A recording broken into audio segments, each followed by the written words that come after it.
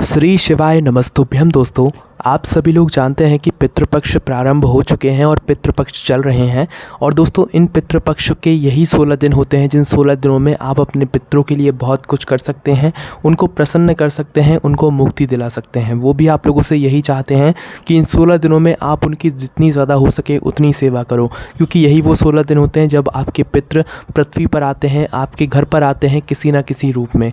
तो दोस्तों, आज की इस वीडियो में भी हम आपको इस पितृपक्ष के श्राद्ध पक्ष में किए जाने वाले वो विशेष उपाय बताएंगे जिन उपायों को करने से आपके पितृ आपसे प्रसन्न होंगे। अगर आपके पितरों की वजह से आपके घर परिवार पर कोई दुख और समस्या आ रही होगी तो वो दूर होगी, पर उपाय को अच्छे से सुनना है, उसके बाद ही करना है। और उपाय में शुद्धता का विशेष रूप से ध्यान रखिएगा, जो भी उपाय आप पितृपक्ष में या श्राद्ध पक्ष में करने वाले हैं। चलिए दोस्तों, सबसे पहले उपाय के बारे में बात करते हैं। और दोस्तों, अभी जो हम आपको उपाय बताने जा रहे हैं उनका ऐसा नहीं है कि आपको इसी दिन करना है या किसी और दिन करना है। इन पितृपक्ष के 16 दिन में जब आपको समय मिल जाए, जब आपको लगे कि हाँ अब हमें ये उपाय करना चाहिए, उस दिन आप लोग इन 16 दिनों के बीच में इस उपाय को कर सकते हो, ठीक है। पर श्राद्ध पक्ष के इस पितृपक्ष के दिनों में ही आप लोगों को इन उपाय को करना है ना। सबसे पहले उपाय के बारे में दोस्तों अब बात करते हैं कि वो पहला कौन सा उपाय है जिस उपाय को करने से आपके पितृ आपसे प्रसन्न होंगे और जो आप उनसे मांगेंगे वो तो आपको मिलेगा ही मिलेगा, साथ ही में आपके घर परिवार से दुख और समस्याएं भी दूर होंगी। दोस्तों, अगर आप लोगों को भी ऐसा लगता है कि आपके ऊपर पितृदोष लगा हुआ है तो भी आपको यह वाला उपाय ज़रूर करना चाहिए। आप पितृदोष कैसे पता करें इसके बारे में हमने आपको पहले अपनी पिछली वीडियोस में बता दिया है, आप जाकर वह वीडियोस देख सकते हैं, है ना। तो अगर आप लोगों को भी लग रहा है कि आपके ऊपर पितृदोष है तो भाई ये वाला उपाय आप ज़रूर करके देखिएगा, ठीक है। ये उपाय बहुत ही आसान है, आप करना क्या है वो हम लोग जानते हैं। देखिए, इस उपाय को आपको इन पितृपक्ष के किसी भी दिन प्रातःकाल सुबह सुबह करना है ना।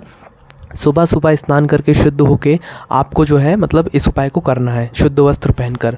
करना क्या है, सबसे पहले एक चावल का दाना लेना है। वह चावल का दाना टूटा हुआ नहीं होना चाहिए, आखा होना चाहिए, साबुत होना चाहिए, है ना। तो एक चावल का दाना आप लोगों को लेना है। उस एक चावल के दाने को लेकर आपको प्रातःकाल सुबह सुबह ही अपने घर के रसोई घर में, जहाँ पर आपका परिंदा होता है, पीने का पानी रखा जाता है, उस स्थान पर जाना है ना। जैसा कि आप सभी लोग जानते ही हैं कि जो पीने का पानी वाला स्थान होता है वो हमारे पितरों का स्थान होता है, हमारे रसोई घर में, जहाँ पर हमारा परिंदा मटका या जहाँ पर हमारा पीने का पानी रखा जाता है वो वाला स्थान, ठीक है। तो आपको उसी स्थान के पास में जाना है एक चावल का दाना लेकर, ठीक है। अपने सीधे हाथ की हथेली में वह चावल के दाने को पकड़ना है। चावल के दाने को पकड़ने के बाद आंखें बंद करके हम आपको एक नाम बता रहे हैं। ये नाम आपको 5 बार वहीं पर खड़े होकर इस चावल के दाने को अपने सीधे हाथ की हथेली में रखकर दोहराना है, ठीक है। वो नाम क्या है, वो नाम है स्वधा, ठीक है। और किस प्रकार से आप लोग बोलोगे, स्वधा स्वधा स्वधा स्वधा स्वधा, है ना। इस बार मतलब इस नाम को इस तरीके से आपको 5 बार उस चावल के दाने को अपने सीधे हाथ के हथेली में लेकर बोलना है, ठीक है।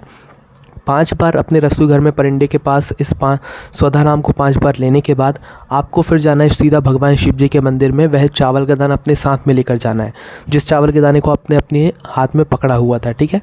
तो उस चावल के दाने को लेकर आप भगवान शिव जी के मंदिर पहुँचिएगा और भगवान शिव जी की शिवलिंग पर जाकर वह चावल का दाना चढ़ा दीजिएगा। चावल का दाना चढ़ाते समय आप भगवान से चाहें तो अपनी मनोकामना भी बोल सकते हैं और अपने पितरों के लिए भी आप चाहें तो कुछ मांग सकते हैं, क्योंकि आपके पितृ इस उपाय को करने के बाद आपसे बहुत ज़्यादा प्रसन्न होंगे और वो आपके घर में सुख शांति का आशीर्वाद ज़रूर देंगे, ठीक है। बस यहाँ पर ये उपाय पूरा हो जाता है, उस चावल के दाने को आपको भगवान शिव जी पर चढ़ा देना है, ठीक है। प्रातःकाल सुबह सुबह का ही ये उपाय, इस बात का आप लोगों को ध्यान रखना है, ठीक है।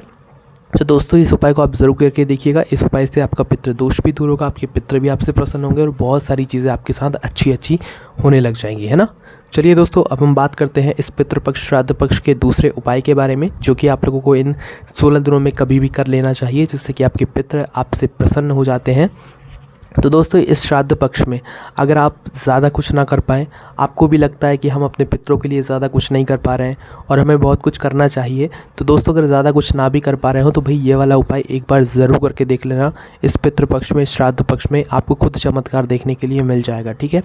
इस उपाय में आपको क्या करना है वो आप लोग ध्यान से सुनिए।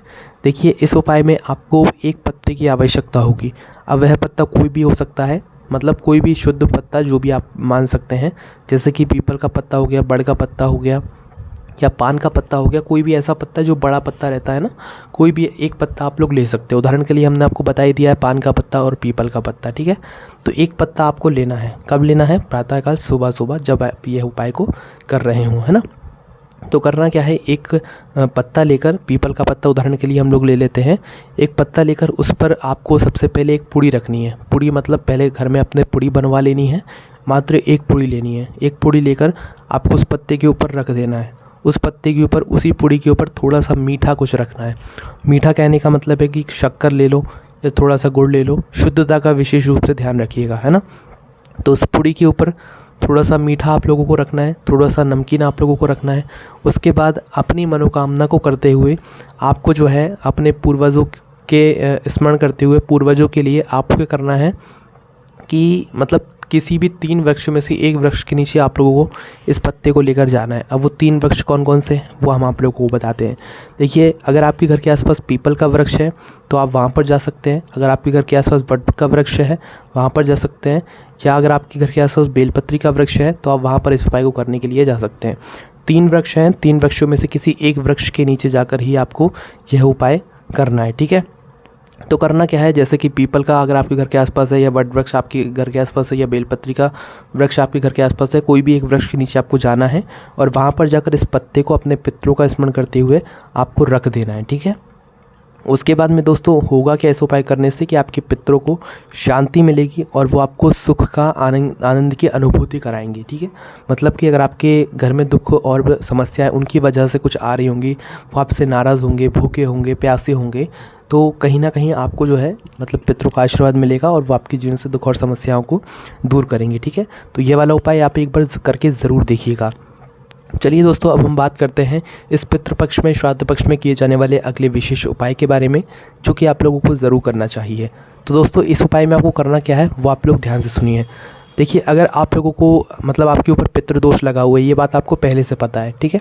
पितृदोष अगर आपके ऊपर लगा है, या मतलब उदाहरण के लिए हम बता भी देते हैं कि आप कैसे पता कर सकते हो। जैसे कि आपके हाथ पे पैसा रुकता नहीं, आप पैसा बहुत कमाते हो पर वो पैसा कहाँ पर चला जाता है पता नहीं चलता, या आपका कोई पैसा लेकर भाग गया हो, आपने किसी को उधार दिया हो, अब वो पैसा आपका वापस नहीं कर रहा हो, या आप 1 रुपये कमाते हो और आपका 10 रुपये खर्च होता हो, मतलब जितनी आपकी आमदनी है उससे ज़्यादा तो खर्च हो जाता है, या आपकी दुकान है, व्यापार है, बिजनेस है, वो अच्छे से नहीं चल रहा है ना। तो ये कुछ लक्षण हैं जिनसे आप समझ सकते हो कि हाँ आपके ऊपर पितृदोष है, या ऐसी दिक्कत समस्या चल रही है तो समझ जाओ कि हाँ पितृदोष है और हमें यह वाला उपाय ज़रूर करना चाहिए इस पितृपक्ष में, श्राद्ध पक्ष में, ठीक है। तो देखिए, अब इस उपाय में आपको करना क्या है। सबसे पहली चीज़, इस उपाय में आपको एक रुद्राक्ष की आवश्यकता होगी। फिलहाल इस समय तो सभी लोगों के पास रुद्राक्ष तो ज़रूर होगा ही होगा, विशेष रूप से जो सीहोर का रुद्राक्ष है वो तो ज़रूर होगा ही होगा, क्योंकि आप सभी लोग सीहोर जाकर जो है रुद्राक्ष ज़रूर लेकर आए होंगे। नहीं भी गए हैं तो अभी भी आप लोग लेकर जो है रुद्राक्ष को लेकर आ सकते हैं, क्योंकि उस रुद्राक्ष में बहुत ज़्यादा ताकत होती है। तो यह वाला जो उपाय है पितरों के लिए, इसमें आपको एक रुद्राक्ष की आवश्यकता पड़ेगी। अगर आपके पास सीहोर का रुद्राक्ष नहीं है तो कोई सा रुद्राक्ष अगर आपके घर में हो, 1 मुखी से लेकर 14 मुखी, या कोई सा भी मुखी जो है रुद्राक्ष अगर आपके घर में है तो आप उसे भी इस उपाय में उपयोग कर सकते हो, कोई दिक्कत नहीं है, ठीक है। कोई सा भी मुखी रुद्राक्ष हो चल जाएगा उपाय के लिए। करना क्या है, प्रातःकाल सुबह सुबह एक जल का पात्र भरना है या एक पानी का पात्र भरना है, ठीक है। उस पानी के पात्र में या उस जल के लोटे के अंदर आपको डालना है यह रुद्राक्ष। जो रुद्राक्ष आप इस उपाय के लिए उपयोग कर रहे हो ना, ये वाला रुद्राक्ष उसी जल पात्र के अंदर डाल देना है। उसके बाद में दोस्तों आपको डालना है एक चावल का दाना। चावल का दाना टूटा हुआ नहीं होना चाहिए, मात्र एक चावल का दाना आपको अपने जल पात्र के अंदर डाल लेना है। डालने के बाद फिर इस जल पात्र को लेकर आपको जाना है अपने घर के रसोई घर में, जहाँ पर आपका पीने का पानी रखा जाता है, ठीक है। पीने का पानी रखा जाता है, वहाँ पर कहीं पर भी पास में एक अच्छा सा स्थान देखना और वहीं पर जो है इस लोटे को रख देना जिसके अंदर आपने रुद्राक्ष और एक चावल का दाना डाला हुआ है। इस लोटे को आप किसी कटोरी से ढक दीजिए, है ना। वहाँ पर परिंदे के पास रखने के बाद, पीने के पानी वाले स्थान के पास रखने के बाद किसी भी एक कटोरी से जो है इस पात्र को ढक दीजिए। ढकने के बाद आपको करना क्या है, यह वाला जो काम है ये आपको सुबह 10 बजे से लेकर 12 बजे तक करना है। जिस दिन भी आप इस पितृपक्ष में या श्राद्ध पक्ष में सफाई कर रहे हो तो सुबह 10 बजे से लेकर 12 बजे के बीच में आपको यह वाला काम करना है, चूँकि अभी हमने आपको बताया है, ठीक है। अपने घर के परिंदे में के पास जो है ये सामान जाकर रख देना है सुबह 10 बजे से 12 बजे के बीच में। अब उसके बाद यहाँ पर अभी आपका काम पूरा हो जाता है। अब शाम के समय प्रदोष काल में लगभग 6 बजे के बाद आपको वापस से इसी स्थान पर आना है जहाँ पर आपने रसोई घर में ये उपाय आप कर रहे हैं, ठीक है, परांडे के पास में। वहाँ पर आना है, शिव जी का कोई भी एक मंत्र लेना है, उसका जाप करना है, ठीक है। वो श्री शिवाय नमस्तुभ्यम भी हो सकता है, वो कोई सा भी मंत्र होता है, हो सकता है शिव जी का, ठीक है। जो आपको आता हो वो मंत्र का आपको जाप करना है शाम के समय। उसके साथ में एक मिट्टी का दीपक आपको लेकर आना है जिसके अंदर आपको रखना है लंबी बाती। और लंबी बाती रखने के बाद आप लोगों को क्या करना है कि उसके अंदर शुद्ध देसी गाय का घी डालना है ना। और शुद्ध देसी गाय का घी डालकर उस बाती का मुख दक्षिण दिशा की तरफ करके इस दीपक को वहाँ पर जला देना है। दीपक को जलाने के बाद आपको क्या करना है कि भगवान से प्रार्थना करना है। आप लोगों को क्या करना है, भगवान से प्रार्थना करना है। और जो कलश आपने रखा हुआ है ना, उस कलश के ऊपर अपने सीधे हाथ की हथेली को रख कर भगवान से आपको प्रार्थना करना है। क्या करना है, भगवान से प्रार्थना करना है और अपने दुख, जो भी समस्याएं चल रही हैं आपके जीवन में, उसका स्मरण करना है। अपने पितरों, मतलब अपने पितरों से जो है आपको ये बात बोलना है, उनसे माफ़ी मांगना है, ठीक है। उसके बाद यहाँ पर भी अभी ये काम पूरा हो जाता है। अब इस कलश को जो है आपको रात भर रखे रहने देना है, ठीक है। दीपक आपने जला दिया, आपने मतलब स्मरण कर लिया अपने सीधे हाथ की हथेली को कलश के ऊपर रखकर। अब आपको इस जलपात्र को रात भर रखे रहने देना है। सुबह वापस से उठना है, स्नान करना है, वापस से एक लंबी बाती का शुद्ध देसी गाय के घी का दीपक आपको वहाँ पर दक्षिण दिशा की तरफ करके जलाना है। जलाने के बाद इस जलपात्र को उठाना है, प्रातःकाल सुबह सुबह ही सीधा पहुँच जाना है शिव जी के मंदिर में। शिव जी के मंदिर में जाकर शिव जी के शिवलिंग के ऊपर इस जल को जाकर चढ़ा देना है। जल को चढ़ाते समय आपको रुद्राक्ष नहीं निकालना है। जल के साथ में ही रुद्राक्ष भगवान शिव जी पर और चावल का दाना अपने आप ही चढ़ जाना चाहिए जल के साथ में। जैसे ही आप ये मतलब सब कुछ चढ़ा दें भगवान शिव जी के शिवलिंग के ऊपर, उसके बाद में आपको क्या करना है कि भगवान से प्रार्थना करना है अपने घर में दुख और समस्याओं को दूर करने के लिए। उसके बाद में वह जो रुद्राक्ष आप लेकर गए हुए थे, उस रुद्राक्ष को शिवलिंग पर से उठा लेना है।